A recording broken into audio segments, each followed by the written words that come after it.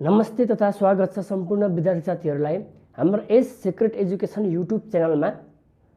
हामी तपाईहरुलाई यस पाठमा income from business अन्तर्गतको हामी फर्मेट, रुल्स, नोट र आवश्यक पर्ने सम्पूर्ण इन्कम ट्याक्स एक्ट 2058 मा व्यवस्था गरे अनुसारको सम्पूर्ण मटेरियलहरु तपाईलाई यहाँ उपलब्ध गराइदिने छौं। ठीक छ र हामीले हिसाब गर्नको लागि एउटा बेस्ट फर्मेट तपाईलाई सिकाउने वाला छौं र यो हाम्रो इन्कम फ्रम बिजनेस को पार्ट 2 हो र पार्ट 1 मा हामीले income from employment, income from business र इन्कम फ्रम प्रोफेसन भन्नेको के हो, त्यसको मिनिङ, त्यसको डिफरेन्सहरु, एक्जाममा आउँदाखेरि कसरी इन्कम फ्रम बिजनेस कसरी चिन्ने, इन्कम फ्रम प्रोफेसन कसरी चिन्ने, यसको बेसिक कन्सेप्ट, बेसिक रुल्स, यसको डिफरेन्स पॉइन्ट आउट गरेर हामीले बेसिक नलेज तपाईलाई प्रोवाइड गरेको छौं र तपाईले त्यो पार्ट 1 हेर्नु भएको छैन भने हामीले यो भिडियोको डिस्क्रिप्सनमा त्यो पार्ट 1 को लिंक राखिदिएका छौं।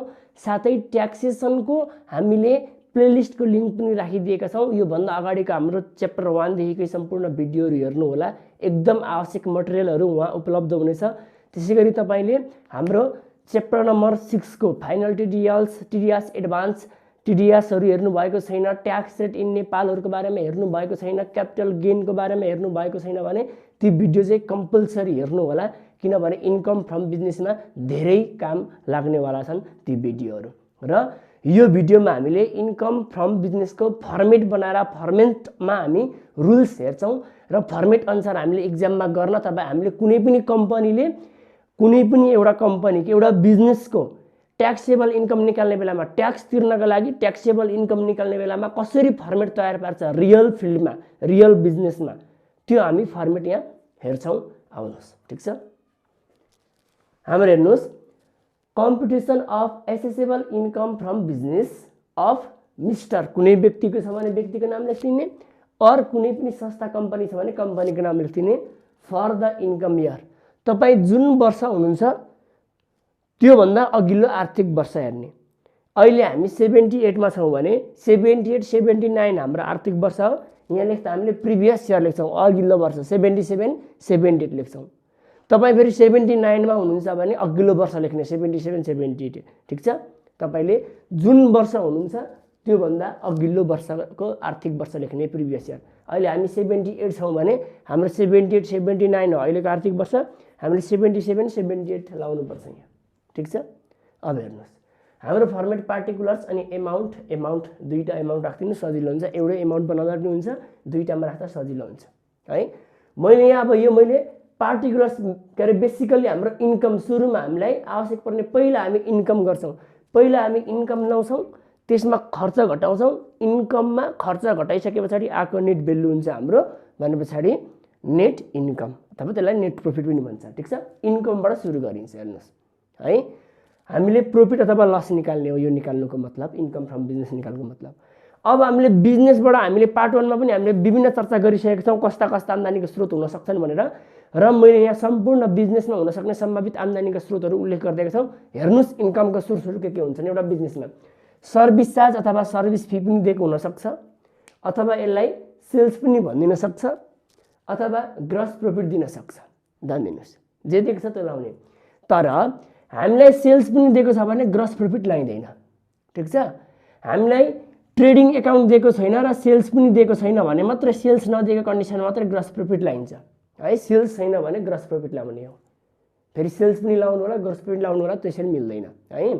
सेल्स छैन भने ग्रस प्रॉफिट लाउने हो।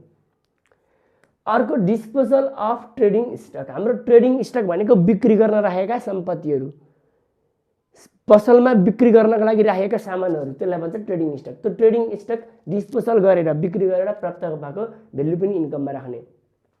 Net gain from disposal of business assets and business liabilities, business assets र बिजनेस लायबिलिटीज बिक्री गर्दाखेरि हामीलाई गेन भएको छ भने त्यहाँबाट पनि लिने। बिजनेस एसेट्स र बिजनेस लायबिलिटीज भनेको कस्तो, तपाईले मैले एक प्रोभिजन फर डिप्रिसिएसन भन्ने च्याप्टरमा फुल डिस्कसन गरिदिएको छु, त्यहाँ एकदम अवश्य त्यो भिडियो हेर्नु होला है। बिजनेस एसेट्स र बिजनेस लायबिलिटीजको गेन भ्यालु लाउने, त्यो भनेको चाहिँ बिजनेस एसेट्स अथवा बिजनेस लायबिलिटीजको sales value minus cost value गरेर आउँदाखेरि गेन भयो भने यहाँ लाउने, फेरि लस भयो भने लाउन पाइदैन। प्राइस गिफ्ट अथवा प्राइज अथवा गिफ्ट रिलेटेड टु बिजनेस, बिजनेससँग सम्बन्धित कार्यमा, बिजनेससँग सम्बन्धित शीर्षकमा हामीले कसै फाल्टो व्यक्ति अथवा फाल्टो संस्थाबाट प्राइज प्राप्त गरेका छौँ, गिफ्ट प्राप्त गऱ्यौँ भने बिजनेस। रिलेटेड टु बिजनेस हुनु पर्यो। फेरि हाम्रो तपाईँको बर्थडे गिफ्ट ल्याएर दिएको त्यो हाम्रो हुँदैन। यहाँ बिजनेसले राम्रो काम गरे बापत अवार्डहरू पाएको कुराहरू, त्यस्तो कुराहरू। यो amount receive from any restriction of business के हुन्छ भने बिजनेसमा कुनै पनि क्षेत्रमा काम नगर्नका लागि, कुनै पनि क्षेत्रको बिजनेसको एक्टिभिटिजलाई रेस्ट्रिक्सन प्रतिबन्ध लगाए बापत कसैबाट हामीले पुरस्कार पाउन सक्छौँ, एमाउन्ट रिसिभ गर्न सक्छौँ, त्यो पनि इन्कममा राख्ने। Gain own change in accounting method, accounting method change गर्दाखेरि गेन भयो भने यो पनि राख्ने। हाम्रो एकाउन्टिङ मेथड भनेको दुईटा हुन्छ, एउटा क्यास बेसिस अथवा एक्रुअल बेसिस। एक्रुअल बेसिस राख्दै गर्दाखेरि पछाडिबाट त्यसलाई क्यास बेसिसमा चेन्ज गऱ्यौँ भने केही आइटमहरू हामीले हेरफेर हुन्छ, त्यस्तो बेलामा गेन भयो भने त्यो पनि लाउने। फेरि क्यास बेसिसबाट राखेको बेलामा हामीले एक्रुअल बेसिसबाट राख्यौँ भने त्यो बेला पनि हेरफेर हुन्छ, त्यसमा पनि हामी भनेको एकाउन्टिङ मेथड चेन्ज गर्दाखेरि गेन आएको छ भनेर क्वेसनले दिएको छ भने यो राख्ने। र क्यास बेसिस र एक्रुअल बेसिस के हो म फेरि तपाईँलाई अर्को पार्टमा डिटेलमा हामी बुझाउनेछौँ, ठिक छ। Gain own exchange of rate, हामीले जस्तै एक्सचेन्ज रेट एक्सचेन्ज गर्दा हामीलाई गेन भयो। विभिन्न मुद्राको विनिमय दर मोनीको एक्सचेन्ज रेटबाट हामीलाई गेन आएको छ भने भनेको मोनी एक्सचेन्ज गर्दाखेरि बाहिर अन्य देशहरूसँग हामीले मोनीको भ्यालुएसन एक्सचेन्ज गर्दाखेरि पुरानो कम रेटमा भ्यालुएसन गरेको थियो, मानिदिउँ हाम्रो नेपालको US डलरसँग एक्सचेन्ज गर्दाखेरि अब हामीलाई कारोबार पहिलाको दिएको थियो पुरानो भ्यालुमा, अहिले हाम्रो US डलरको भ्यालु बढेको छ भने पछाडि त्यतिखेर एक्सचेन्ज रेट हाम्रो भ्यालु बढ्ने भयो। भनेपछि यस्तो भ्यालु एक्सचेन्ज गर्दाखेरि अथवा हाम्रो मनी एक्सचेन्ज गर्दाखेरि त्यहाँ गेन भयो भने त्यो पनि इन्कम राख्ने। डिस्काउन्ट रिसिप्ट अथवा ब्याड डेट रिकभर्ड, हामीले डिस्काउन्ट रिसिप्ट प्राप्त गऱ्यौँ भने ब्याड डेट रिकभर्ड भयो भने हाम्रो ब्याड डेट भनेको हामीले उधारमा बिक्री गरे अनुसार प्राप्त नभएको पैसा ब्याड डेट, तर त्यो प्राप्त हुँदैन भनेर ब्याड डेटमा राखेको पैसा फेरि त्यो ब्याड डेटबाट पैसा रिकभर्ड पुनः प्राप्त भयो भने त्यो पनि इन्कममा राख्ने। रेन्ट रिसिभ बाई कम्पनी, हेर्नुहोस् यहाँ हाउस रेन्टको कुरा गरेँ, यो रेन्ट भनेको चाहिँ प्रायः हाम्रो फाइनल टिडिएस हुन्छ व्यक्तिको लागि। हामी व्यक्तिको कुनै पनि रामस्याम हरि गीताको हामी क्यालकुलेसन गर्दैछौँ भने रेन्ट रिसिभलाई हामी चढाउन पाइँदैन, त्यो फाइनल टिडिएस हो।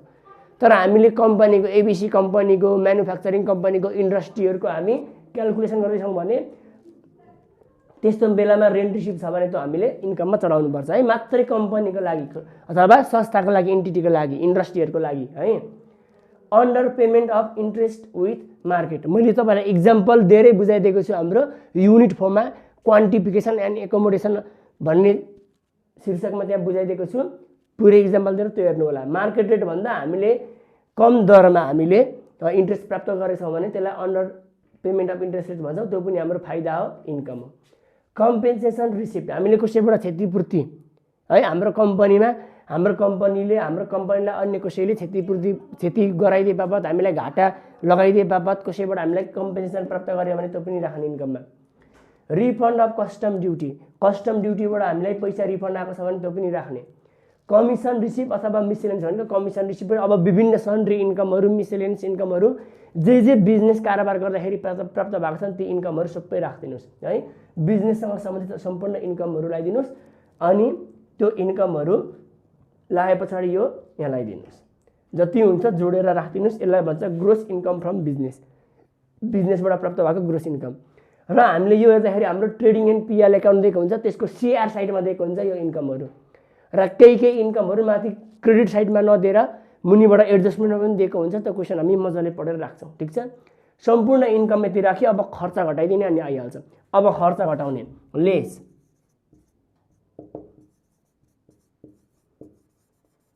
एलावेबल डिडक्सन अथवा एक्सपेन्सेस, खर्च घटाउने। अब खर्च घटाउँदाखेरि तपाईँले जहिले पनि ध्यान दिनुहोस्, यो जुन शीर्षकमा हामीले इन्कम प्राप्त गरेका छौँ त्यो शीर्षकमा भएको खर्च मात्रै घटाउन पाइन्छ।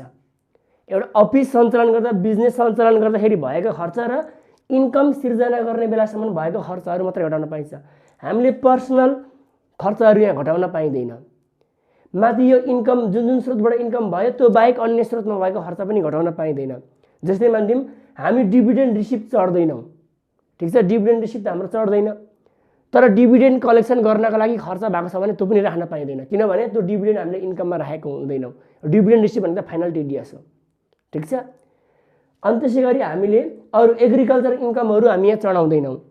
अब एग्रिकल्चर इन्कमसँग सम्बन्धित हाम्रो खर्च भएको छ भने त्यो पनि हामी खर्चमा चढाउन पाइँदैनौँ भने चाहिँ जुन शीर्षकबाट इन्कम भएको छ त्यो शीर्षकमा भएको खर्च मात्रै घटाउनुपर्छ, ठिक छ। अब खर्चमा सुरुमा हामीले चढाउने भनेको एउटा जेनरल एक्सपेन्सेस। जेनरल एक्सपेन्सेस भनेको साधारणतया खर्चहरू, यो जेनरल एक्सपेन्सेस साधारण खर्चहरू। यो भनेको विशेष गरी तपाईँको प्रॉफिट एन्ड लस एकाउन्टको डेबिट साइडमा राखिने खर्चहरू हुन्छन् यहाँ प्राय। अब प्रॉफिट एन्ड लसको डेबिट साइडमा भएको सबै खर्च पनि फेरि चढ्दैनन्, केही कुराहरू केही खर्चहरू। अब जेनरल एक्सपेन्सेसमा कस्तो खर्चहरू जान्छ त यहाँ हेरौँ। जेनरल एक्सपेन्सेसमा जाने खर्चहरू भनेको अफिस एन्ड एडमिनिस्ट्रेटिभ एक्सपेन्सेस, मैले वर्किङ नोटमा लेखिदिएँ है। तपाईँले जेनरल एक्सपेन्सेस भनेरै छुट्याइरहनु परेन हेडिङ, तपाईँले डाइरेक्ट योसँग भित्र पर्ने खर्चहरू के पर्छन् डाइरेक्ट लेख्दा भइहाल्यो। Office and administrative expenses, selling and distribution expenses, मुख्य गरी यो दुईटा शीर्षकमा जेनरल एक्सपेन्सेस भनेको पनि यो दुईटा शीर्षकमा जाने खर्चहरू मुख्य गरी पर्छन् है। जस्तै अफिस एक्सपेन्सेस भनेको जेनरल एक्सपेन्सेस हो, सेलिङ एक्सपेन्स भनेको जेनरल एक्सपेन्सेस।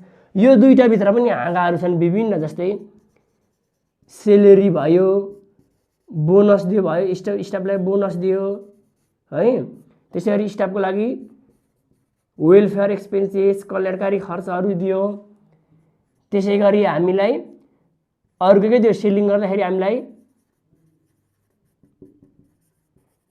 एडभर्टिजमेन्ट एक्सपेन्सेस भयो, मार्केटिङ एक्सपेन्सेस भयो, ठिक छ। त्यसपछि ट्राभलिङ एक्सपेन्सेस भयो, किनभने बिजनेसमा सामान बिक्री गर्दाखेरि त ट्राभलिङ एक्सपेन्सेस, सामान बिक्री गर्दाखेरि हामीले विभिन्न क्षेत्रमा भ्रमण गर्नुपर्छ, त्यसमा लाग्ने खर्चहरू पनि यो भयो, ठिक छ। त्यसै गरी हाम्रो यसमा अब यो अफिसमा सामानहरू हामीलाई अडिट गर्नुपर्छ, यसको हिसाब किताब गर्नुपर्छ, अडिट फी भयो, AUDIT है, अडिट AUDIT अडिट फी भयो, लेगल चार्ज भयो, कानुनी खर्चहरू भयो। फेरि लेगल चार्ज भन्ने बित्तिकै फाइनहरू चाहिँ राख्न पाइँदैन, यहाँ कानुनी प्रक्रिया गर्दाखेरि लागेका खर्चहरू भयो है। स्टेसनरीको खर्चहरू भयो, प्रिन्टिङका खर्चहरू भयो, त्यस पछाडि क्लियरिङहरू खर्चहरू भयो, विभिन्न हिसाब किताबहरू क्लियरिङ गर्दा लागेको खर्च क्लियरिङ एक्सपेन्सेसहरू भए। यसमा अरू भनेको मिसलेनियस एक्सपेन्सेस, विविध खर्च, मिसलेनियस एक्सपेन्सेसहरू भए। त्यसै गरी हाम्रो अरू के खर्च जान्छन् यसमा हेर्नुहोस्, जस्तै फायर इन्सुरेन्स भयो, फायर इन्सुरेन्स, लाइफ इन्सुरेन्स र हेल्थ इन्सुरेन्स चाहिँ हामीले तल अलाइबल एक्जम्सनमा हामी अन्तिममा घटाउँछौँ, तर फायर इन्सुरेन्सहरू यहाँ लाउँछौँ। अथवा इन्सुरेन्स अदर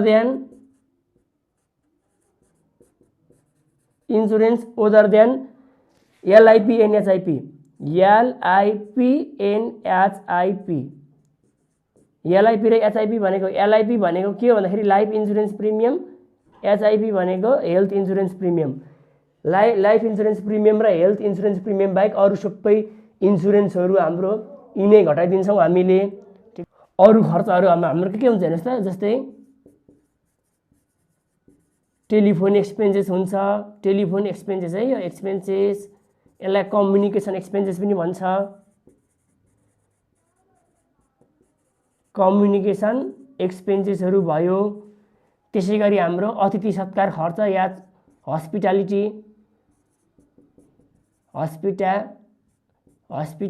एक्सपेन्सेसहरू भयो। त्यसै गरी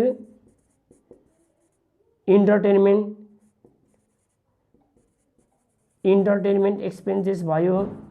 त्यसै गरी हाम्रो इलेक्ट्रिसिटी एक्सपेन्सेस भयो, इलेक्ट्रिसिटी एक्सपेन्सेस ETC लेखेँ मैले है। तपाईँले साधारणतया अफिस सञ्चालन गर्दाखेरि अथवा बिक्री वितरण गर्दाखेरि वस्तु सेलिङ गर्दाखेरि लाग्ने खर्चहरू यहाँ लगाइदिनुहोस्। ठिक छ, जेनरल एक्सपेन्सेसभित्र यी कुराहरू पर्छन् भनेपछि यस्ता शीर्षकमा भएका खर्चहरू छन् भने ती जेनरल खर्चहरू भयो भन्ने मानिदिने अनि यहाँ लाउने है। अब मैले सबै यो भित्र लाउँदाखेरि फर्मेट ठुलो हुने भएकोले यी सबैलाई हामीले जेनरल एक्सपेन्सेस भन्ने शीर्षक दिउँ। ठिक छ, अब अर्को खर्च छ हाम्रो जेनरल एक्सपेन्सेस पछाडि cost of trading stock. Cost of trading stock घटाउनुपर्छ हामीले। ठिक छ, अब कस्ट अफ ट्रेडिङ स्टक भनेको त के हो फेरि त्यो पनि हेरौँ। अब हेर्नुहोस्, कस्ट अफ ट्रेडिङ स्टक भनेको हामीले वस्तु उत्पादन गर्दाखेरि म्यानुफ्याक्चरिङ भनेको फ्याक्ट्रीमा लाग्ने कस्ट है। वस्तु उत्पादन गर्न आवश्यक पर्ने मेटेरियल किन्नदेखि लिएर वस्तु उत्पादन गरेर फ्याक्ट्रीमा वस्तु उत्पादन हुन्जेलसम्म लाग्ने कस्ट, र मेटेरियलदेखि फ्याक्ट्रीसम्मको कस्ट हो यो। यहाँ 3 खाले कस्ट पर्छ, पर्चेजिङ कस्ट, प्रोडक्सन कस्ट र फ्याक्ट्री कस्ट, 3 खाले कस्ट पर्छ। ठिक छ, अथवा यो खर्चहरू भनेको हाम्रो ट्रेडिङ एकाउन्टको डेबिट साइडमा दिएको आइटमहरू हुन्। ठिक छ, ट्रेडिङ एकाउन्टमा दिएका आइटमहरू सबै हाम्रो कस्ट अफ ट्रेडिङ स्टकभित्र पर्छ। अघि जेनरल एक्सपेन्सेस हामीले पिएल एकाउन्टको डेबिट साइडमा भएको राख्यौँ। अब यो पिएल एकाउन्टको डेबिट साइड प्रायः सबै चाहिँ फेरि पर्दैन नि जेनरल एक्सपेन्सेसमा, तर ट्रेडिङ स्टकको कस्ट अफ ट्रेडिङ स्टक चाहिँ हाम्रो ट्रेडिङ एकाउन्टको डेबिट साइडको सबै आइटमहरू पर्छ। जस्तै हेरौँ कस्ट अफ ट्रेडिङ स्टक कसरी पर्छ भने चाहिँ हाम्रो मैले ओयास लेखेँ। ओयास भनेको ओपनिङ स्टक। ठिक छ, ओपनिङ स्टक प्लस पर्चेजलाई हामीले मटेरियल पनि भन्छ, मेटेरियल कस्ट पनि भन्छ, अथवा पर्चेज अफ मेटेरियल भन्न सक्छ, पर्चेज अफ गुड्स अथवा पर्चेज अफ मेटेरियल भन्ला, प्लस क्यारिज अन पर्चेज भनेको यहाँ जान्छ। फेरि क्यारिज अन सेल्स भयो भने चाहिँ यहाँ जेनरल एक्सपेन्सेसमा जान्छ है। क्यारिज अन पर्चेज अथवा क्यारिज इनवार्ड, और यसलाई क्यारिज इनवार्ड पनि भन्छ। ठिक छ, प्लस प्राइस्ड इनवार्ड पनि भन्छ।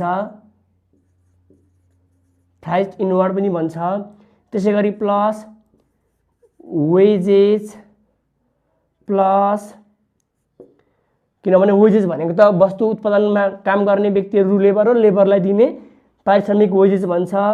वेजेसलाई हामी लेबर पनि भन्छौँ, लेबर कस्ट पनि भन्छौँ। Plus production cost, plus royalty own production भन्छ। यो भनेको हामीले वस्तु उत्पादन गर्न कसैबाट अधिकार प्राप्त गरेको छ भने उसलाई रोयल्टी तिर्नुपर्छ, रोयल्टी ओन प्रोडक्सन।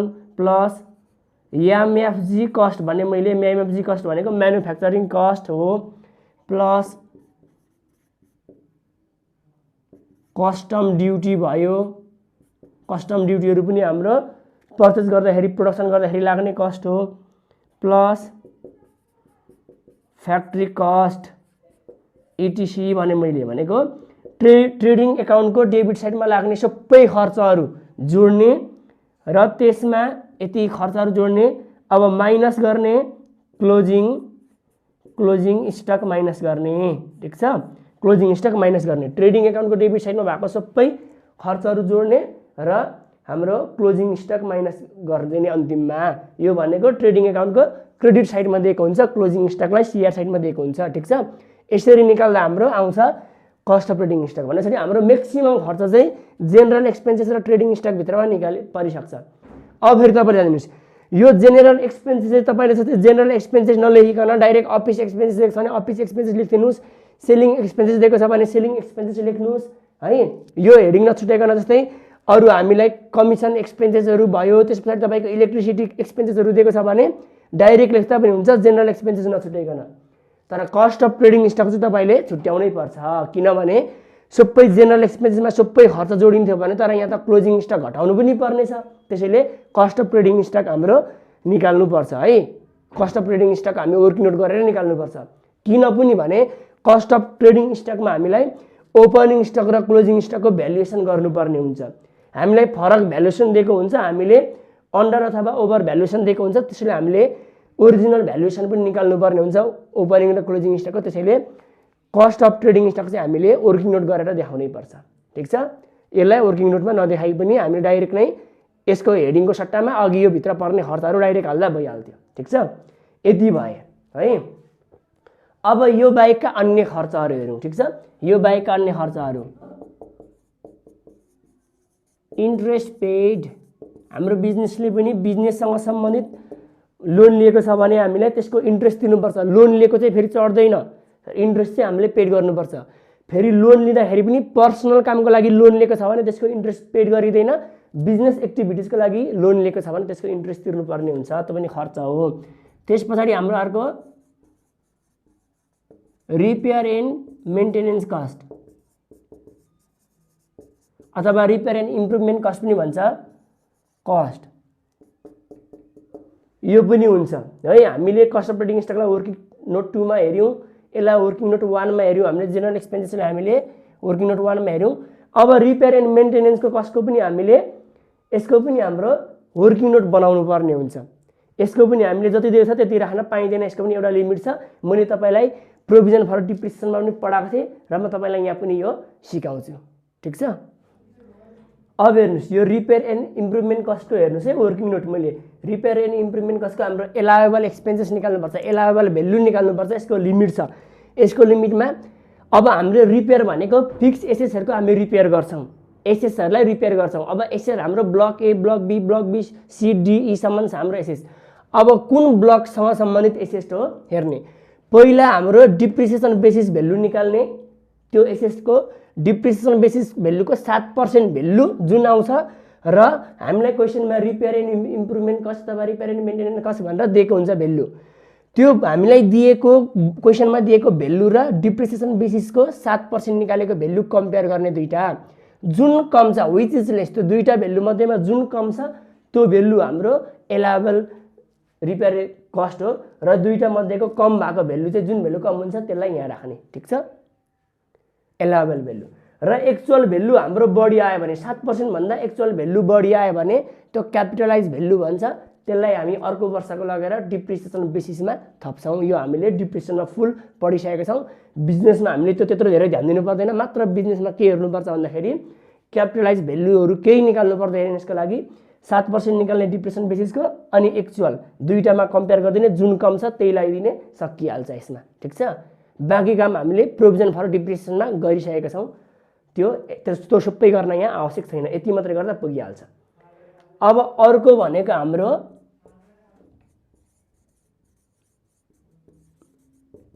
डिप्रिसिएसन है, डिप्रिसिएसन लाउने यहाँ। अब डिप्रिसिएसन भनेको हामीले डिप्रिसिएसन भनेको यसरी नै हामीले क्यालकुलेसन गरेर निकाल्छौँ, त्यहाँ दिएकै पनि हुनसक्छ र क्यालकुलेसन पनि गरेर निकाल्छौँ हामीले है। डिप्रिसिएसनको केस पनि हामीले कसरी क्यालकुलेसन गर्ने हामीले त्यो सबै नै प्रोभिजन फर डिप्रिसिएसनमा क्यालकुलेसन गरेको छौँ। मैले त्यसको पार्ट 5 सम्म भिडियो बनाइदिएको छु, तपाईँले त्यो हेर्नु भएको छैन भने डिप्रिसिएसन हामीले त्यहाँ जसरी क्यालकुलेसन गऱ्यौँ यहाँ पनि त्यसरी नै क्यालकुलेसन गर्नुपर्छ। म त्यो पुरै फर्मेट मैले यहाँ लेखाइनँ किनभने मैले वहाँ प्रष्टै बुझाइदिएको छु, तपाईँले त्यो भिडियो हेर्नु होला। प्लेलिस्टमा ट्याक्सको प्लेलिस्टमा गएर मैले डिस्क्रिप्सनमा लिङ्क पनि राखिदिएको छु, डिप्रिसिएसनको पार्ट 5 सम्म भिडियो छ, त्यो पुरै नै हेर्नु होला है। डिप्रिसिएसनको पनि हाम्रो क्वेसनमा इक्जाम आउन सक्ने 2-3टा केस हुन्छ, म त्यसलाई फेरि यहाँ डिटेलमा अर्को पार्टमा बुझाइ नै हाल्नेछु। ठिक छ, कस्ता कस्ता केस आउँछन् इक्जाममा आउने सबै केसमा बुझाइ नै हाल्छु। अब अर्को income tax paid to foreign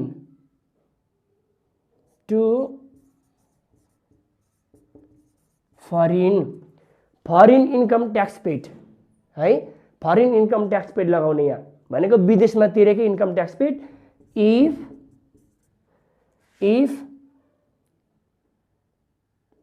foreign tax credit not claim, यदि हामीलाई फरेन ट्याक्स क्रेडिट निकाल्नु पर्ने हुन्छ अन्तिममा हाम्रो ट्याक्सेबल लायबिलिटी निकालिसके पछाडि क्वेसनलाई हामीलाई फरेनमा यदि हामीलाई विदेशमा ट्याक्स तिरेको छ भने त्यसलाई भन्छ foreign tax paid. Foreign tax पेडमा हामीलाई त्यहाँ क्वेसनले कतै पनि फरेन ट्याक्स पेड चाहिँ क्लाइम गर्यो, फरेन ट्याक्स क्रेडिट क्लाइम भनेको छैन भने मात्रै यहाँ लाउने। फेरि हामीलाई फरेन ट्याक्स क्रेडिट चाहिँ क्लाइम गरेको छ भनौँ भने क्वेसनले यहाँ यो लाउन पाइँदैन है। If foreign tax credit not claim, FTC भनेको foreign tax credit not claim गरेको छैन भने यहाँ ल्याउने फरेन ट्याक्स पेडलाई पनि, किनभने यो पनि हाम्रो इन्कममा आएको खर्च नै हो। ठिक छ, यति भयो। अब बाँकी भएको मैले नअटेको म यहाँ लेखिदिन्छु यतापट्टि। हाम्रो दुईवटा कोलम यो भयो, यसको कन्टिन्यू है। अदर एक्सपेन्सेस है, हाम्रो फायर इन्सुरेन्स प्रिमियमहरू सबै यहाँ जेनरलमा आइसकेको छ। जेनरल र यहाँ दुईवटा म्याक्सिमम खर्च आयो। यदि खर्च लगाइदिने अनि लगाइदिइसके पछाडि हाम्रो के गरिदिने भने पछाडि सर्लक्क अब यो कोलम हो, यो कोलमको सबै जोडिदिने अनि यहाँ ल्याउने, यहाँ ल्याए पछाडि चाहिँ माइनसमा राख्ने। ठिक छ, अब माइनसमा राख्ने यहाँ है। अब यो जुन भेल्यु आउँछ यो आएको कस्ट भेल्यु, अब हामी यो भेल्युसँग हामी यो आम्दानीको टोटलसँग यो खर्चको टोटल भेल्यु घटाउँछौँ। यो आएको भेल्यु हाम्रो एडजस्टेड ट्याक्सेबल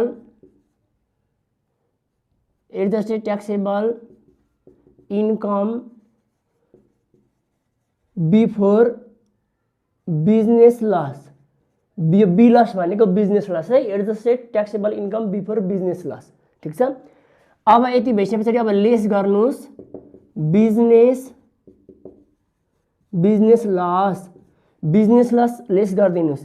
बिजनेस लस यो वर्षको छ भने यो वर्षको पनि लेस गरिदिने, योभन्दा अगाडि 7 वर्ष अगाडिदेखिको बिजनेस लस हामी घटाउन पाइन्छ यहाँ। ठिक छ, अब बिजनेस लस घटाइसके पछाडि फेरि जुन भेल्यु आउँछ यो बिजनेस लस घटाइसके पछाडि आएको भेल्युलाई भनिन्छ हामीले एडजस्टेड ट्याक्सेबल इन्कम। मैले एआइटी लेखेँ है, यो भनेको adjusted taxable income for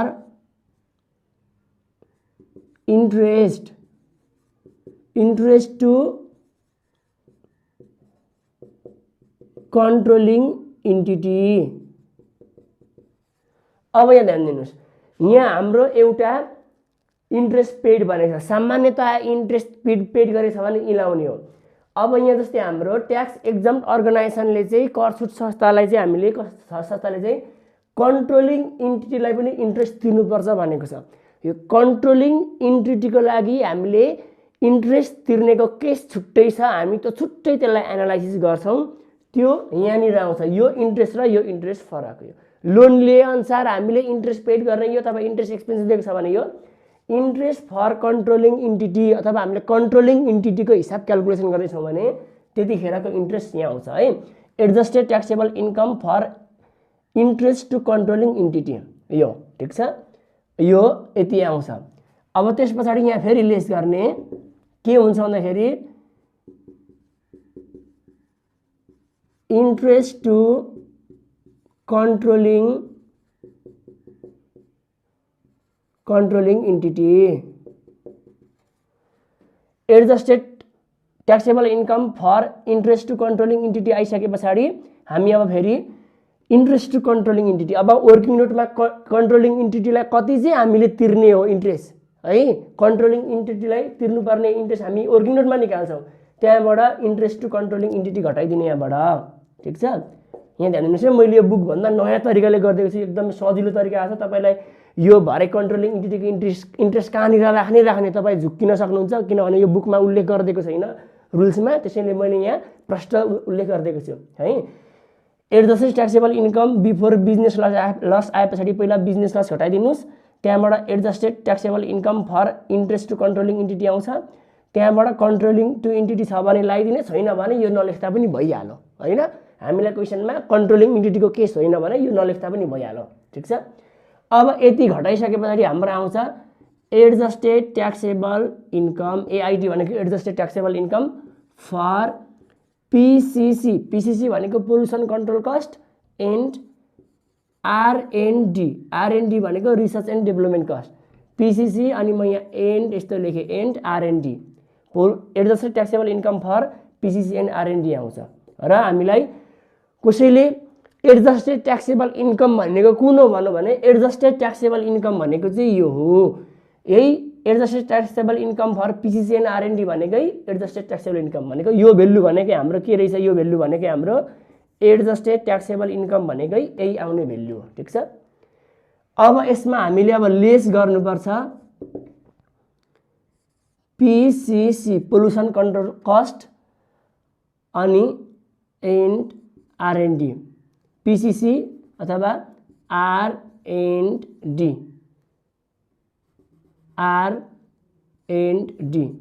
pollution control cost र रिसर्च एन्ड डेभलपमेन्ट कस्ट दुईटा घटाइदिने। कुन छ दुईटै छ भने दुईटै, एउटा मात्रै छ भने एउटा मात्रै घटाइदिने। अब PCC एन्ड R&D चाहिँ कसरी निकालिन्छ यसको पनि अलाउबल निकाल्नु पर्ने हुन्छ। यो कसरी निकालिन्छ यसको वर्किङ नोट गर्नुपर्ने हुन्छ।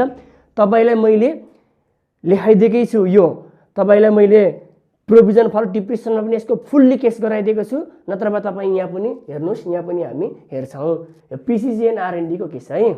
वर्किङ नोट फोमा गएमा अलाउबल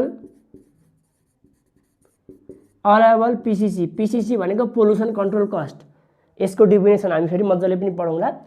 PCC यो भने कसरी आउँछ भने 50% अफ यो भेल्यु AIT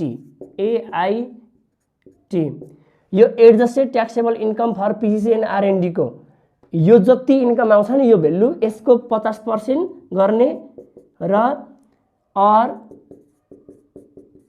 एक्चुअल PCC क्वेसनमा पोल्युसन कन्ट्रोल कस्ट भनेर एक्चुअल भेल्यु जुन दिएको छ यो दुईटा मध्ये कम्पेयर गर्ने विच इज लेस, अनि त्यो दुईटा भेल्यु मध्येमा जुन कम हुन्छ त्यही भेल्यु PCC मा राख्ने यहाँ, ठीक छ। पोल्युसन कन्ट्रोल कस्ट भनेको यो adjusted taxable income for PCC and R&D भनेर यो जुन भेल्यु आउँछ यो हाम्रो यो भेल्युको 50% अथवा क्वेसनमा दिएको पोल्युसन कन्ट्रोल कस्ट भनेर दिएको हुन्छ भेल्यु, त्यो दुईटा गरिदिने अनि यो दुईटा मध्येमा जुन कम हुन्छ त्यो भेल्यु लाउने। वास्तवमा पोल्युसन कन्ट्रोल कस्ट भनेको हाम्रो क्यापिटलाइज एक्सपेन्सेस हो, क्यापिटल नेचरको एक्सपेन्सेस त्यो घटाउन पाइँदैन थियो, तर यसको चाहिँ यति लिमिटसम्म घटाउन पाइन्छ यहाँ। र अब यहाँ अर्को वर्किङ नोट म 5 मा जान्छु।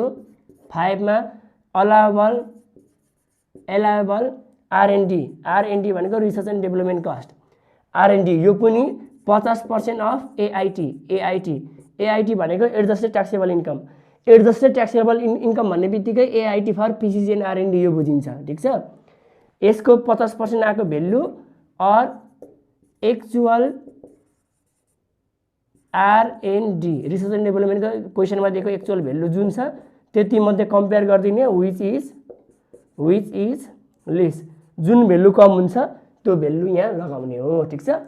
अनि यदि दुईटाकै एक्चुअल भेल्यु यो दुईटैको यसको एक्चुअल भेल्यु बढी भयो भने चाहिँ त्यसलाई हाम्रो ब्लक डी को डिप्रिसिएसन बेसिस भेल्यु क्याल्कुलेसन गर्दाखेरि अर्को वर्ष लगिन्छ। अर्को वर्ष नेक्स्ट इयरमा ब्लक डी मा मात्रै यो दुईटा चाहिँ ब्लक डी मा मात्रै डिप्रिसिएसन बेसिस भेल्यु निकाल्दाखेरि अर्को वर्षलाई लगिन्छ क्यापिटलाइज भेल्यु यदि यो एक्चुअल भेल्यु बढी छ भने। अब यो कुनै लफडा यहाँ पर्दैन, यहाँ यसको मैले सबै प्रोपरली मैले यसको न्युमेरिकल गरेर प्रोभिजन फर डिप्रिसिएसन भन्ने च्याप्टरमा फुल्ली बुझाइदिएको छु। नेक्स्ट इयरमा क्यापिटलाइज कसरी लाने कसरी निकाल्ने भन्ने कुरा यहाँ केही गर्नु पर्दैन, मात्र यहाँ भनेको यसको 50% निकाल्ने अनि एक्चुअल भेल्युसँग कम्पेयर गरिदिने, जुन कम हुन्छ यी राखेर घटाउने, त्यति नै भयो, ठीक छ। यति आयो हाम्रो। अब यति आइसके पछाडि हाम्रो आएको भेल्युलाई के भनिन्छ भने पछाडि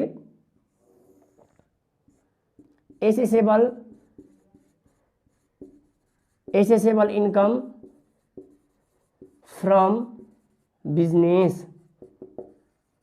एसेसेबल इन्कम फ्रम बिजनेस यसरी आउँछ ल। एसेसेबल इन्कम फ्रम बिजनेस निकाल्न हामीले यति वर्किङ नोट गर्नु पर्यो, यसरी निकाल्नुपर्छ, तपाईले ध्यान दिनु होला, ठीक छ। अब यति भइसके पछाडि अब हामीले यसको नेक्स्ट स्टेप अर्कोमा हामीले यहीँबाट कन्टिन्यू लाँदा पनि हुन्छ, अर्को फर्मेट बनाउँदा पनि हुन्छ। हामीले यो पनि हामीले इन्कम फ्रम इम्प्लिमेन्ट गरेका थियौँ। अब हामी ट्याक्सेबल इन्कम निकाल्छौँ है, नेक्स्ट स्टेपमा ट्याक्सेबल इन्कम निकाल्छौँ। अब हेरौँ ट्याक्सेबल इन्कम कसरी निकाल्छौँ। अब ध्यान दिनु होला, हामीले total assessable income from business हामीले क्याल्कुलेसन गरिसकेछौँ है, assessable income from business calculation गरिसकेछौँ। अब हामी ट्याक्सेबल इन्कम निकाल्नेवाला छौँ दोस्रो फर्मेटमा, र स्टेटमेन्ट अफ ट्याक्सेबल इन्कम हामी लिएर आएका छौँ। हेरौँ यो फर्मेट हामीले इन्कम फ्रम इम्प्लोइमेन्टमा पनि हामी जसरी क्याल्कुलेसन गर्छौँ सेम त्यसरी नै हो। यो मैले नगरेको भए पनि हुन्थ्यो, त्यही पनि मैले पुरै गरिदिएको छु। हेर्नुहोस् पार्टिकुलर्स एमाउन्ट गरिदिनुहोस्। एसेसेबल इन्कम फ्रम बिजनेस अघि हामीले जुन accessible income from business calculation गरेर निकालेको थियौँ त्यही एमाउन्ट लगाइदिनुहोस्। हामीलाई एसेसेबल इन्कम फ्रम इन्भेस्टमेन्टको पनि आइटम दिएको छन् भने, केही इन्भेस्टमेन्टको आइटम दिएको छन् भने त्यो इन्भेस्टमेन्टको आइटमहरू पनि यहाँ लाएर एसेसेबल इन्कम फ्रम इन्भेस्टमेन्ट निकाल्ने। अब तपाईले एसेसेबल इन्कम फ्रम इन्भेस्टमेन्ट कसरी निकाल्ने भनेर भन्नुहुन्छ भने फेरि यसबाट पनि हाम्रो 10 मार्क्सको हिसाब आउँछ एसेसेबल इन्कम फ्रम इन्भेस्टमेन्टबाट। त्यो हामी छुट्टै पढ्छौँ, त्यसमा हामी फुल डिटेल गर्ने नै छौँ। र एसेसेबल इन्कम फ्रम इम्प्लोइमेन्ट यो हामीले पढिसकेका छौँ। तपाईले हेर्नु भएको छैन भने यो भिडियो पनि गएर हेर्नु होला, प्लेलिस्टमा छ, ट्याक्सेसनको प्लेलिस्टमा। इम्प्लोइमेन्टको हामी तीनटैको इन्कम जोड्छौँ, जोडिसके पछाडि टोटल एसेसेबल इन्कम आउँछ। टोटल एसेसेबल इन्कममा हामी अलायबल रिडक्सन घटाउँछौँ। अलायबल रिडक्सनमा दुईटा कुरा पर्छ, एउटा रिटायरमेन्ट कन्ट्रिब्युसन र अर्को डोनेसन। अब हामी बिजनेस इन्कम फ्रम बिजनेस बनाइरहेको छौँ है हामीले यहाँ रिटायरमेन्ट कन्ट्रिब्युसन यहाँ for natural person or sole trader only भनेको छु मैले। भनेको कम्पनी हामीले कम्पनीको हिसाब क्यालकुलेसन गर्दैछौँ भने त्यहाँ रिटायरमेन्ट कन्ट्रिब्युसन हुँदैन, ठिक छ। कम्पनीले जस्तै कम्पनीको हिसाब गर्दैछौँ र कम्पनीले रिटायरमेन्ट कन्ट्रिब्युसनमा खर्च गरेको छ भने त्यसलाई हामीले जेनरल एक्सपेन्सेसमा मान्नुपर्छ। तर हामीले जस्तै मिस्टर रामको श्यामको जस्तै व्यक्तिले पनि त सञ्चालन गर्छ नि त, कुनै व्यक्तिले पनि त एकलौटी व्यवसाय खोलेको हुन्छ, सोल ट्रेडिङ कन्सर्नहरू खोलेको हुन्छन्, त्यस्तो सोल ट्रेडिङ अथवा नेचुरल पर्सन व्यक्तिको नाममा चाहिँ हामीले रिटायरमेन्ट कन्ट्रिब्युसन छ भने त्यसलाई हामीले यो लिमिट हामीले हेर्नुपर्छ। 1/3 अफ टोटल एसेसेबल इन्कम, यो टोटल एसेसेबल इन्कमको 1/3 अथवा एक्चुअल दिएको हुन्छ भेल्यु, त्यही दिएको भेल्यु एक्चुअल अथवा म्याक्सिमम लिमिट 3 लाख, तीनटा मध्येमा जुन कम हुन्छ त्यही भेल्यु ल्याएर यहाँ राखिदिने, ठिक छ। र हामीलाई इन्कम फ्रम इम्प्लोइमेन्टको पनि हाम्रो कुरा मिसिएको छ भने त्यहाँ इन्कम फ्रम इम्प्लोइमेन्टको पनि हाम्रो आम्दानी मिसिएको छ भने एक्चुअल कन्ट्रिब्युसनको ठाउँमा चाहिँ हाम्रो एनुअल सेलेरीको 20% राख्छौँ यहाँ, ठिक छ, भइहाल्यो। नत्र भए इन्कम फ्रम इम्प्लोइमेन्ट दिएको छैन भने जस्तै रिटायरमेन्ट कन्ट्रिब्युसन भनेर हामीलाई एमाउन्ट दिएको हुन्छ, त्यसलाई नै दिएको एमाउन्टलाई एक्चुअल मान्नुपर्छ है।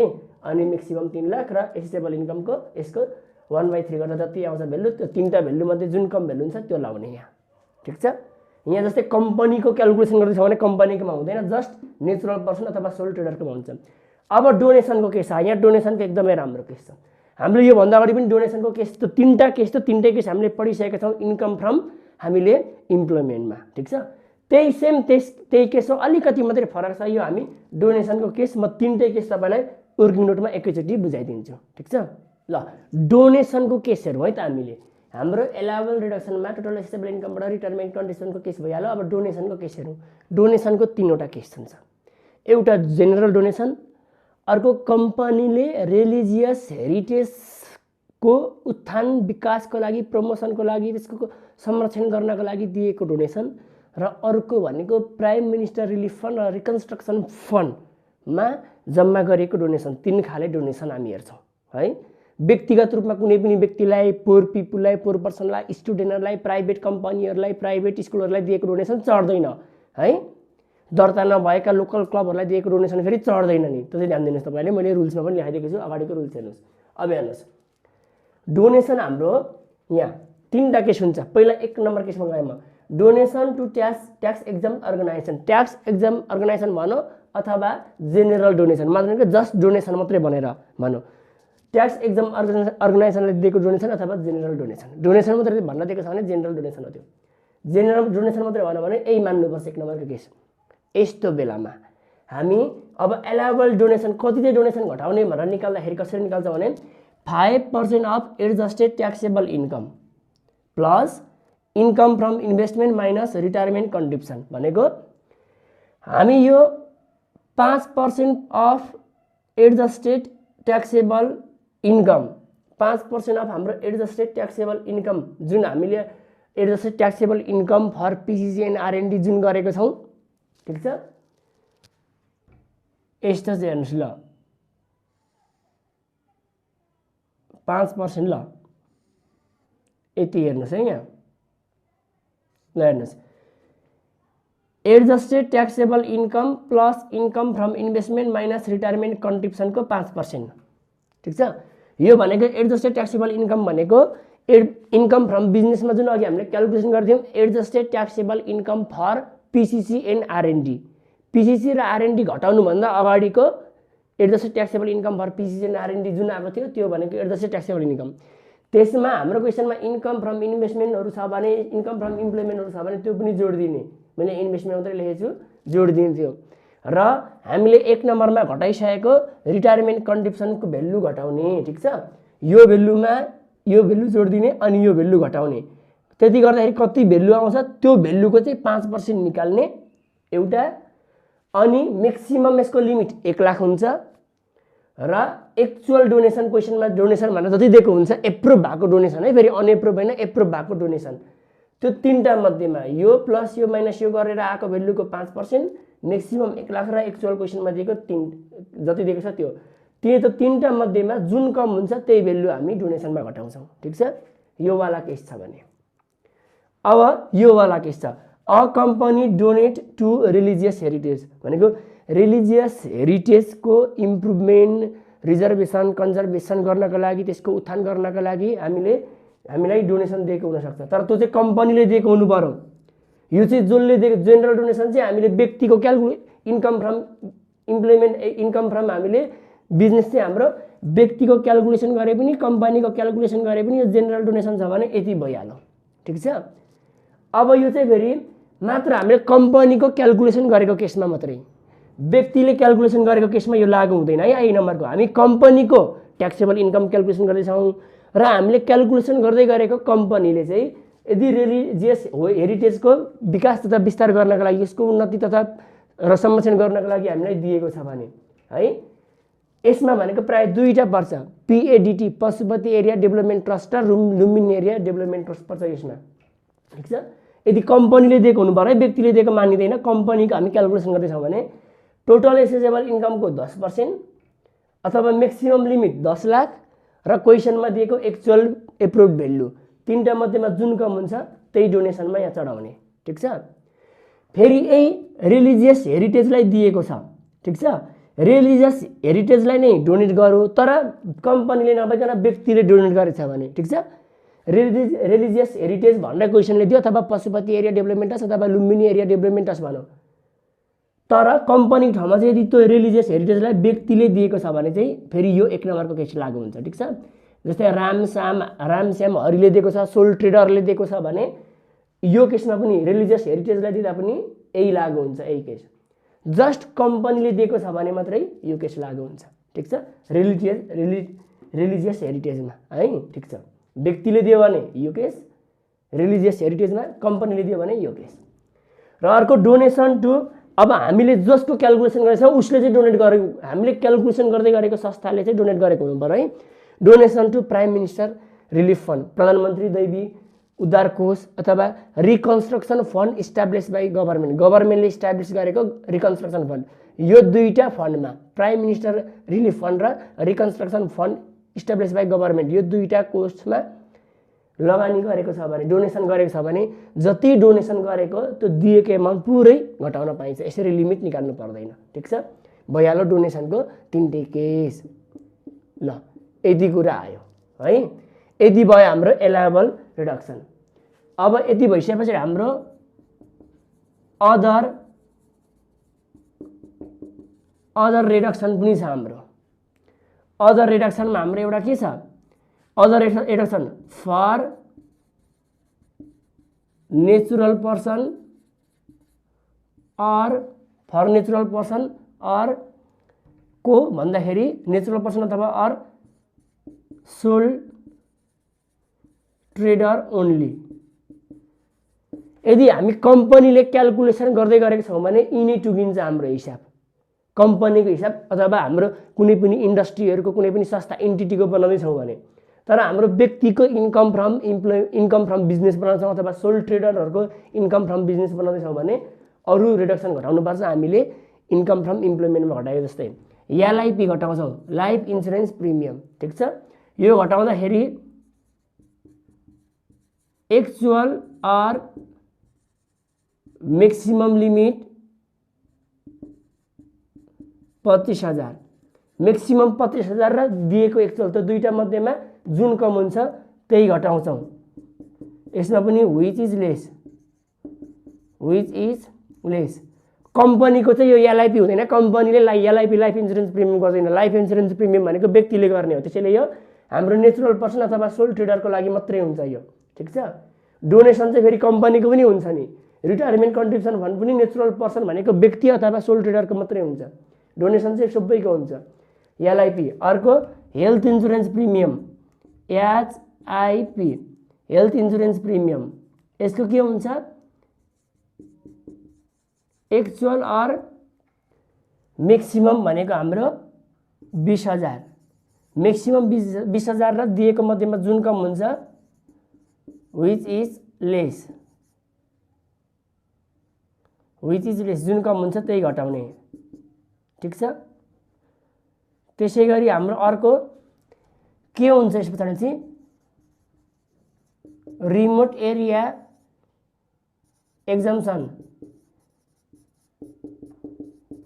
Block A B C D E यी 5 वटा मध्येमा है यो लगाउने ब्लक ए मा भएकोलाई 50,000 घटाउने बी को लागि 40,000 सी को लागि 30,000 बी को डी को लागि 20,000 र ई को लागि 10,000 50 देखि 10,000 सम्मको हामी यो पनि घटाउँछौं ठीक छ। रिमोट एरिया एक्जम्पसन कम्पनीको हुँदैन है फेरि यो मात्रै सोल ट्रेडर अथवा कुनै पनि व्यक्तिको नाममा इन्कम फ्रम बिजनेस छ अथवा हाम्रो सोल ट्रेडर भन्न दिएको छ भने है। अनि अर्को भनेको हाम्रो डिसेबल पर्सन एक्जम्पसन पनि हामी घटाउँछौं। त्यो व्यक्ति सिंगल छ भने त्यो व्यक्ति हामी सिंगल हो भने 50% अफ 4 लाख र कपल हो यदि कपल हो भने 50% अफ 4,50,000 यति गरेर हामी घटाउँछौं ठीक छ भइहाल्यो। यस केसमा यति आयो। अब यति जुन आउँछ हाम्रो यहाँ भएको जति यहाँ जोडेर यहाँ ल्याइदिने अथवा डाइरेक्ट यिनै माइनसमा यही कोलममा माइनसमा डाइरेक्ट राख्दा पनि भइहाल्यो नत्रबा सबै यो लेस गरेको आइटमहरु यहाँ जोडेर ल्याउने अनि यो भ्यालुसँग टोटल एसेसेबल इन्कमसँग हामी लेस गरिदिने जति आउँछ हाम्रो यो ट्याक्सेबल इन्कम आउँछ यो ठीक छ। यसरी ट्याक्सेबल इन्कम आउँछ है यो यसरी अथवा तपाईले यहाँ यिनै ल्याएर डाइरेक्ट माइनसमा राखेर योसँग सबै घटाउँदै ल्याउँदा पनि भइहाल्छ। यसरी लगभग हाम्रो सम्पूर्ण के सकिन्छ यो एबीसीडी भनेको ए को 50 बी को 40 सी को 30 डी को 20 र ई को 10,000 है। ए भयो भने 40,000 घटाउनु 50,000 घटाउनु बी भयो भने 40 घटाउनु ई भयो भने 10,000 घटाउनु यसरी। अब हाम्रो यहाँ चारवटा कुरा घटाइयो। अब यति भइसकेपछि हाम्रो ट्याक्सेबल इन्कम आयो लगभग हाम्रो यसको फर्मेट सक्यो। अब यो पछाडी हाम्रो ट्याक्स लायबिलिटीजको फर्मेट छन्। मैले ट्याक्स लायबिलिटीजको फर्मेट यहाँ बनाइरहन आवश्यक पनि छैन किनभने मैले यसको युनिट 6 मा ट्याक्स रेट इन नेपाल भनेर मैले एउटा भिडियो बनाएको छु। त्यसमा अल केसको टोटल डिटेल केसको मैले न्युमेरिकल भिडियो एक्जाम्पल सहितको बनाइदिएको छु। त्यहाँबाट हेर्नु होला ट्याक्सको सम्पूर्ण ट्याक्स रेटको केस तीबाटै प्रश्न भइहाल्छ। हामी तीबाट सिक्छौं। अब न्युमेरिकलमा त सिकाउनु त अब यसमा इन्कम फ्रम बिजनेसमा चढ्ने आइटम नचढ्ने आइटमहरुको हाम्रो चढ्ने नचढ्ने इन्कम नचढ्ने खर्चहरुको हामी एउटा नोट लेख्छौं ठीक छ। अब हेर्नुस् हाम्रो यति भइसकेपछि हाम्रो ट्याक्सेबल इन्कम र ट्याक्स रेट हामीले लगाइसकेपछि ध्यान दिनु होला है। तपाईले फेरि मैले फेरि भने त्यो डोनेसन घटाउने बेलामा हामीले जस्तै व्यक्तिलाई दिएको donation private school private boarding private nursing होमलाई दिएको डोनेसनहरु हामीले त्यो घटाउन पाइदैनौं। त्यसमा व्यक्तिलाई दिएकोहरु पुअर पर्सनलाई दिएकोहरु घटाउन पाइदैनौं यी भइहाल्यो। अब हामीले बिजनेस इन्कम क्याल्कुलेसन गर्दाखेरि कस्ता इन्कम चढाउन पाइदैन र कस्ता एक्सपेन्सेसलाई घटाउन पाइदैन त्यो एकदम जान्न जरुरी छ। यो expenses not allowed for deduction भनेर हामीले च्याप्टर नम्बर 7 मा पनि दिएको छ। तपाईले त्यहाँ पनि हेर्न सक्नुहुनेछ है नत्र म तपाईलाई यहाँ क्लियरमा ल्याइदिएको छु। Expenses not allowed for deduction घटाउन नपाइने खर्चहरु हेर्नुस्। हामीलाई प्राइभेट पर्सनल रूपमा गरेका खर्चहरु बिजनेसको इन्कमबाट घटाउन पाइदैन। बिजनेसको इन्कम जेनेरेसन गरेको बिजनेस भित्रै भएको खर्च मात्रै घटाउन पाइन्छ ठीक छ। अब हेर्नुस् expenses not allowed for deduction personal expenses अथवा डोमेस्टिक एक्सपेन्सेस भनेको नि पर्सनल नै हो। हामीले व्यक्तिगत रूपमा कुनै पनि व्यक्तिले बिजनेस भन्दा फरक व्यक्तिगत रूपमा खर्च गर्यो भने त्यो बिजनेसको इन्कममा घटाउन पाइदैन। हाउस होल्ड एक्सपेन्सेस अथवा ड्रइङ भन्यो भने ड्रइङ भनेको पनि व्यक्तिगत रूपमा निकालेको रकम हो। यस्तो घटाउन पाइदैन। जस्तै यसको एक्जाम्पलको रूपमा मैले ल्याइदिएको छु। क्वेशनको कन्डिसन अनुसार सन्दर्भ अनुसार तपाईले चिन्नु पर्ने हुन्छ कस्तो एक्सपेन्सहरु हाम्रो पर्सनल एक्सपेन्स भनेर मैले एउटा एक्जाम्पल ल्याइदिएको छु। Interest on loan borrow to buy personal car. Personal car किन्नका लागि लिएको लोनको इन्ट्रेस्ट यो घटाउन पाइदैन ठीक छ। अफिसमै प्रयोग गर्नका लागि लिएको लोनको इन्ट्रेस्ट मात्रै घटाउन पाइन्छ। Transportation expenses of commuting between home and office, घर आउने र अफिस जाने बिचमा लगाएको ट्रान्सपोर्टेसन कस्ट, यो पनि पर्सनल व्यक्तिगत खर्च, यो व्यक्तिले बिहोर्ने हो। अफिसियल कामको लागि लागेको खर्च मात्र ट्राभलिङ एक्सपेन्समा लगाउन पाइन्छ। Expenses of education and training of an individual, त्यो व्यक्तिले business not related to business and investment, business र इन्भेस्टमेन्टसँग सम्बन्धित बिजनेसको प्रमोसन गर्न, बिजनेसलाई विकास गर्नका लागि भएको ट्रेनिङ खर्च चाहिँ घटाउन पाइन्छ। तर बिजनेससँग रिलेटेड नै छैन, इन्भेस्टमेन्टसँग रिलेटेड नै छैन, त्यो व्यक्तिले चाहिँ बिजनेसभन्दा फरक कामको लागि, आफ्नो स्किल डेभलपमेन्ट गर्नका लागि, व्यक्तिगत रूपमा आफ्नो डिग्री हासिल गर्नका लागि व्यक्तिगत रूपको लागि ट्रेनिङ अथवा एजुकेसन खर्च लागेको छ भने त्यो पनि पर्सनल एक्सपेन्सेस नै मानिन्छ है। अर्को फाइन एन्ड पेनल्टी, हामीले दण्ड तथा जरिवाना पनि तिरेको छौँ भने यस्तो खर्च पनि हामीले ट्याक्सेबल इन्कममा घटाउन पाइँदैन, किनभने त्यो हाम्रो आफ्नो व्यक्तिगत गल्तीको कारणले भएको, यो हामीले यहाँ घटाउन पाइँदैन ट्याक्सेबल इन्कम निकाल्ने बेलामा। Interest on fine and penalty, fine and पेनल्टीको इन्ट्रेस्ट छ भने त्यो पनि घटाउन पाइँदैन।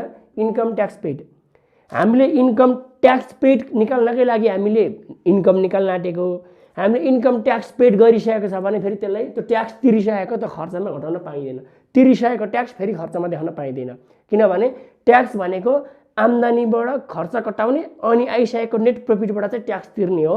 भन्छरी यो तिरिसकेको ट्याक्स भनेको हामी टोटल ट्याक्स लाइबिलिटिजबाट मुनिबाट हामीले एडभान्स ट्याक्स पेड भनेर घटाउँछौँ।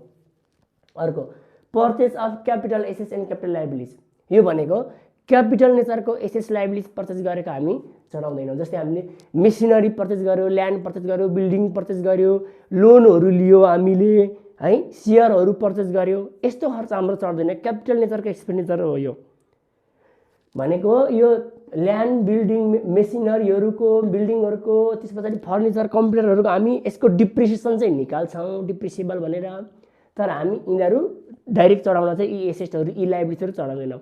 लोनको इन्ट्रेस्ट चाहिँ तिर्छौँ तर लोन आफैमा चढाउँदैनौँ। डिभेन्चरको इन्ट्रेस्ट तिर्छौँ, आफै डिभेन्चरमा चढाउँदैनौँ, डिभेन्चर चाहिँ चढाउँदैनौँ।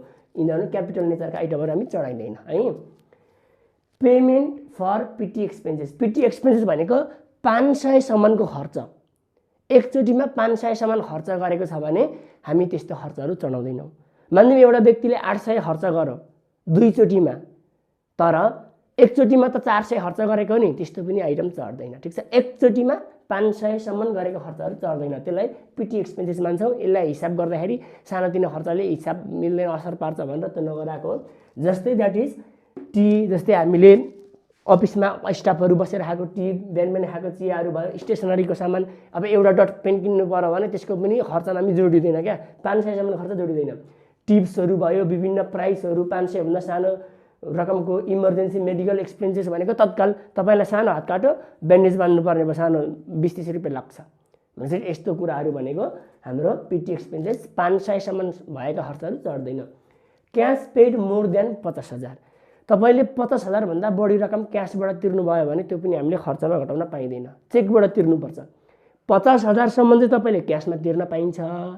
मानिलिउँ तपाईँले कसैलाई रामलाई 80,000 रुपियाँ क्यास तिर्नुभयो भने, अब त्यो मानिलिउँ तपाईँले सामान किन्नु भएको थियो, गुड्स पर्चेस गर्नुभएको थियो, 80,000 रुपियाँ क्यासमा दिनुभयो भने त्यो गुड्समा तिरेको भने घटाउन पाइँदैन, तपाईँले चेकमा तिर्नुपर्छ। 50,000सम्म चाहिँ तपाईँले खर्च क्यासमा तिर्नुभयो भने, त्यो खर्चलाई क्यासमा 50,000सम्म तिर्नुभयो भने त्यो खर्चमा देखाउन पाइयो है। त्योभन्दा बढी 50,000भन्दा बढी क्यासबाट तिर्नुभयो भने तपाईँले त्यसलाई खर्चको रूपमा देखाउन पाइँदैन, कति पनि रकमलाई खर्चको रूपमा देखाउन पाइँदैन। जति 50,000भन्दा 60,000 रुपियाँ क्यासबाट तिर्नुभयो भने त्यो 60,000 नै रुपियाँ खर्चमा चढाउन पाइँदैन। ठिक छ, चेकबाट तिर्नुपर्छ, चेकबाट तिर्नुभयो भने चाहिँ फेरि पाइन्छ 80,000 90 जति तिरे पनि। Expenses incurred to derive final withholding payment भनेको, फाइनल विथहोल्डिङ पेमेन्ट भनेको चाहिँ हाम्रो फाइनल टिडिएसबाट प्राप्त हुने इन्कम। त्यो फाइनल टिडिएससँग सम्बन्धित कुनै पनि एक्सपेन्सेस छ भने चढ्दैन। फाइनल टिडिएस भनेको जस्तै के हो भन्दाखेरि व्यक्तिको लागि, इन्डिभिजुअलको लागि हाउस रेन्टहरू भए, डिभिडेन्डहरू भयो, जस्तै रेसिडेन्ट कम्पनीबाट पाएको हाम्रो डिभिडेन्डहरू भयो, यिनीहरू भनेको हाम्रो के भयो, फाइनल टिडिएसहरू भयो। ठिक छ, अब यो फाइनल टिडिएस हाम्रो चढ्दैन। जस्तै रेसिडेन्ट कम्पनीबाट पाएको हामीले इन्ट्रेस्टहरू भयो, ठिक छ, यस्तो भनेको हाम्रो फाइनल टिडिएस, यो फाइनल टिडिएस हाम्रो चढ्दैन। अब यो जस्तै डिभिडेन्ड, रेसिडेन्ट कम्पनीबाट डिभिडेन्ड पाउनका लागि डिभिडेन्ड कलेक्सन चार्ज भनेर दिएको छ भने त्यो खर्च पनि घटाउन पाइँदैन। हामीले ब्याङ्कबाट इन्ट्रेस्ट प्राप्त गऱ्यौँ, अब इन्ट्रेस्ट कलेक्सन चार्ज भनेर दिएको छ भने त्यो पनि हामी खर्च घटाउन पाइँदैन। हाउस रेन्ट प्राप्त गरेका छौँ अनि हाउस रेन्ट कलेक्सन चार्ज भनेर दियो भने त्यो पनि खर्च हटाउन पाइँदैन भनेको हामी जे मैले तपाईँलाई च्याप्टर 6 मा फाइनल टिडिएस र एडभान्स टिडिएस जे सिकाएको थिएँ तपाईँले भिडियो हेर्नु भएको छैन भने त्यो पार्टमा गएर हेर्नु होला। त्यो फाइनल टिडिएसबाट प्राप्त हुने इन्कमसँग सम्बन्धित कुनै पनि खर्च भएको छ भने त्यो हामी चढाउन पाउँदैनौँ। जस्तै seed and fertiliser expenses to derive agriculture income भनेको एग्रिकल्चर इन्कमको लागि त हामीले एग्रिकल्चरबाट इन्कम गर्नको लागि त हामीलाई सीड पनि चाहिन्छ, फर्टिलाइजरहरू पनि चाहिन्छ। अब हाम्रो एग्रिकल्चर इन्कम नै हाम्रो इन्कममा चढ्दैन भने चाहिँ योसँग सम्बन्धित लागेको यो सीडमा लागेको खर्च, फर्टिलाइजरमा लागेको खर्च पनि खर्चमा घटाउन पाइँदैन भनेको। यस्तो आइटम चाहिँ खर्चको रूपमा क्वेसनमा दिए पनि खर्चको रूपमा देखाउन पाइँदैन, घटाउन पाइँदैन। ठिक छ, यो इन्कम पनि चढ्दैन, यस्तो खर्च पनि चढ्दैन। Distribution of profit by an entity कुनै पनि संस्थाले प्रॉफिट बाँडेको छ भने, प्रॉफिटबाट रकम बाँडेको छ भने त्यो पनि खर्चको रूपमा घटाउन पाइँदैन। दिन त हामीलाई डेबिट साइडमा दिएको हुन्छ, यी सबै आइटम फेरि हामीलाई क्वेसनको क्रेडिट साइडमा दिँदैन। सबै आइटम यी खर्चहरू कि त क्वेसनको डेबिट साइडमा दिन्छ अथवा एडजस्टमेन्टमा दिन्छ। जस्तै यो भनेको profit by the profit distribution by entity भनेको जस्तै डिभिडेन्ड टु सेयर होल्डर, कम्पनीले हामीले जुन कम्पनी गर्दैछौँ त्यो कम्पनीले डिभिडेन्ड बाँडेको छ भने, कम्पनीको खर्चमा डिभिडेन्ड खर्च छ भने डिभिडेन्ड इन्कम पनि चढ्दैन र कम्पनीले बाँडेको डिभिडेन्ड खर्च पनि चढ्दैन। जस्तै रिजर्भ फन्डहरूमा ट्रान्सफर गरेछ भने त्यो पनि चढ्दैन।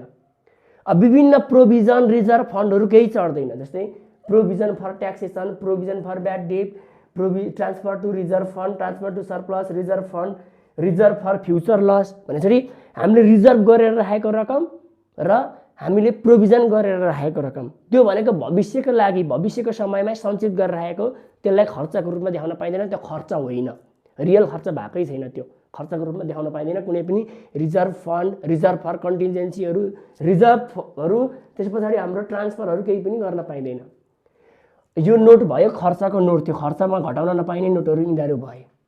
ठिक छ, अब मेरो अर्को नोट नम्बर 2 छ amount excluded from business income. Business इन्कमबाट एक्सक्लुड छुटेका रकमहरू भनेको बिजनेस इन्कममा चढाउन नपाइने रकमहरू। कस्तो इन्कमहरू बिजनेस इन्कममा चढ्दैन? फाइनल टिडिएस, हामीले जे फाइनल टिडिएस भनेको थियौँ all types of final TDS हामीले चढाउन पाइँदैन इन्कममा, क्वेसनमा दिए पनि चढाउन पाइँदैन है। फाइनल टिडिएस भन्ने बित्तिकै चढ्दैन, किनभने त्यहाँ अलरेडी ट्याक्स काटिसकेको हुन्छ क्या। हामीले निकालेको भनेको ट्याक्सेबल इन्कम निकाल्ने हो, ट्याक्स काट्नको लागि कति इन्कममा चाहिँ ट्याक्स काटिन्छ भनेर निकाल्ने हो। यो फाइनल टिडिएस भनेको अलरेडी ट्याक्स काटिसकेको हुन्छ, फेरि काट्नु पर्दैन। Opening balance of cash and balance BD, जस्तै हामीले प्रोफेसनको इन्कम बनाउँदैछौँ भने प्रोफेसनको चाहिँ जस्तै हामीलाई रिसिभ साइडमा ओपनिङ ब्यालेन्स अफ क्यास अथवा ब्यालेन्स बिडी भन्छ, अनि यतापट्टि पेमेन्ट साइडमा हामीलाई ब्यालेन्स सिडी अथवा क्लोजिङ ब्यालेन्स अफ क्यास भन्छ। त्यस्तो आइटम पनि ओपनिङ र क्लोजिङ ब्यालेन्स चढ्दैन। Refund of income tax, income tax refund भएको छ भने त्यो पनि चढ्दैन हाम्रो है। रिफन्ड भएको इन्कम ट्याक्ससँग सम्बन्धित इन्कम पनि चढ्दैन, खर्च पनि चढ्दैन। एग्रिकल्चर इन्कम हाम्रो यो चढ्दैन, यो पनि हाम्रो ट्याक्स फ्री नै हो है, कर्फिट हो। यति कुराहरू भए। अब हाम्रो फर्मेटमा चढ्ने, कस्ता चढ्ने आइटम नचढ्ने आइटम समग्र हाम्रो लगभग कुराहरू त आइहाल्यो। अब यी कुराहरूलाई समावेश गरेर हामी टक्क हिसाब मजाले सजिलैसँग गर्न सक्छौँ। तपाईँले आफै पनि गर्न सक्नुहुन्छ। अब यस्ता आइटमहरू नचढ्ने भन्ने भइहाल्यो, यस्ता आइटम चढ्ने भन्ने भइहाल्यो। त्यसपछि फर्मेटको रुल्स पनि हामीले लेखिहाल्यौँ, हरेक कन्डिसन लेखिहाल्यौँ। अब हामी यो पार्टलाई आज यति कुरा नै सिकाउँछौँ। अर्को पार्टमा हामीले विभिन्न केसहरू लिएर आउनेछौँ, बिजनेससँग सम्बन्धित तपाईँलाई क्लियर बनाउनेछौँ। र तपाईँलाई यो भिडियो कस्तो लाग्यो? भिडियो मन पर्यो भने लाइक गर्नुहोला। त्यसै गरी भिडियोमा कुनै समस्या भए, बुझिएन भने तपाईँले हामीलाई कमेन्ट सेक्सनमा गएर कमेन्ट गर्नुहोला। र तपाईँलाई फर्दर आवश्यक नयाँ भिडियो कुन चाहिएको छ तपाईँलाई, त्यसको लागि हामीलाई कमेन्टमा रिक्वेस्ट गर्न सक्नुहुनेछ, यो भिडियो बनाइदिनुहोस् भनेर। त्यसै गरी यदि हाम्रो यो कन्टेन्ट मनपर्छ भने र हाम्रो च्यानल अहिलेसम्म सब्सक्राइब गर्नुभएको छैन भने हाम्रो च्यानल सब्सक्राइब पनि गरिदिनु होला। र सकेसम्म मैले यो जुन भिडियोहरू अहिले हाम्रो ट्याक्सेसनसँग सम्बन्धित छ, रिलेटेड सम्बन्धित विद्यार्थी साथीहरूलाई यो भिडियो सेयर पनि गरेर सहयोग गरिदिनु होला भन्न चाहन्छु। यति भन्दै म यस पाठबाट बिदा हुन चाहन्छु। हस्त नमस्ते।